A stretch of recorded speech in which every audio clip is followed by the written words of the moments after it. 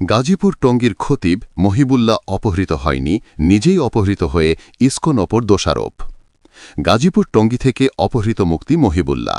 তিনি কি অপহৃত হয়েছিল না নিজেই নাটক সাজিয়েছে?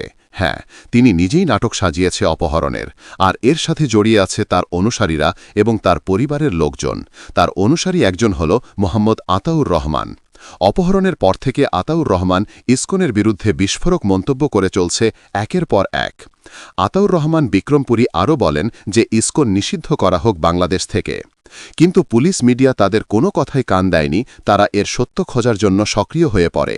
মুফতি মহিমুল্লাহকে পুলিশ কর্মকর্তা জেরা করে, আপনি ওখানে গেলেন কিভাবে? তখন মুফতি মহাবিল্লা বলে, আমি সকালবেলা হাতে বের হয়েছি, ঠিক তখনই একটি অ্যাম্বুলেন্স এসে তাকে অপহরণ করে পঞ্চগড় নিয়ে যায় এবং সেখানে তাকে নির্যাতন করা হয়, বলাৎকার করা হয়, এরপরে ওখানে তাকে ফেলে রেখে যায় রাস্তার মাঝে। কিন্তু তাদের ভিতর থেকে একজন তাকে রাস্তার সাইডে নিয়ে রাখে। কিন্তু কথায় আছে, সর্ষের মধ্যেই ভোট লুকিয়ে থাকে।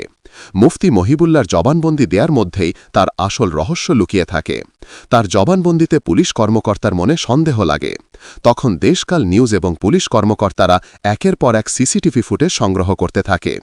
যেদিনকে তিনি অপহৃত হন সেদিনকার সিসিটিভি ফুটেজে দেখা যায় যে তিনি বাসা থেকে বের হয়ে টঙ্গী নিমতলা ব্রিজ পার হয়। এরপরে পুলিশ আরও তদন্ত চালায়।